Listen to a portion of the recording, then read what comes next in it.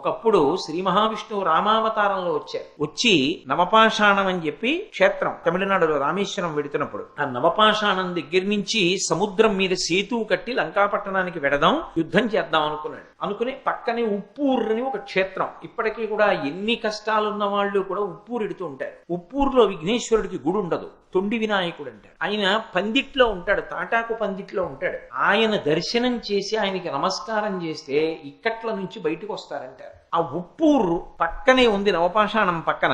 ఆ ఉప్పూరు వెళ్లి రామచంద్రమూర్తి విఘ్నేశ్వరుడికి నమస్కారం చేసి ఇక్కడి నుంచి నేను సేతువు కడుతున్నాను అన్నాడు. వెంటనే మేనమామ కదా మరి, శ్రీ మహావిష్ణువు రామావతారంలో వచ్చారు, మనుష్యుడిగా ప్రవర్తిస్తున్నాడు, అందుకని మేనమామన్ అంటే ఒప్పుకోడు. ఎందుకని విఘ్నేశ్వరుడు ప్రత్యక్షం అయ్యి అన్నాడు, ఇక్కడి నుంచి కట్టద్దు, ఇక్కడి నుంచి సేతువు కడితే చాలా దూరం అవుతుంది, ఇంతకన్నా కొంచెం దక్షిణంగా ముందుకు వెళ్లి అక్కడి నుంచి సేతువు కట్టు, కడితే ఇది తిన్నగా లంకాపట్టణంలో రావణాసురుడి అంతఃపురం ముందుకెడుతుంది, నీకు కష్టం తగ్గుతుంది, దూరం తగ్గుతుంది, లంకాపట్టణం యొక్క కీలకమైన ప్రాంతానికి సేతువు చేరుతుంది, అందుకని అక్కడి నుంచి సేతువు కట్టన్నాడు. అక్కడి నుంచి రాముడు సేతువు కట్టి ప్రయాణం చేసి వెళ్ళాడు. కానీ విఘ్నేశ్వరుడికి తర్వాత దేవాలయం కడదామని ఎందరో ప్రయత్నించారు. కానీ అక్కడ గుడి కడదామన్నా, గోడ కడదామన్నా, తలుపు పెడదామన్నా ఆయన ఒప్పుకోడు, విఘ్నం వస్తుంది. ఎందుకని అంటే చాలా మందికి కళ్ళలో కనపడి చెప్పాడు, నా మేనమామ రామచంద్రమూర్తిగా అవతారంలో ఉన్నప్పుడు మా అత్త సీతమ్మ కనపడలేదని ఎంతో బెంగ పెట్టుకుని కాలినడకన వెడుతూ ఇక్కడి నుంచి సేతువు కట్టడానికి నన్ను పూజ చేశాడు.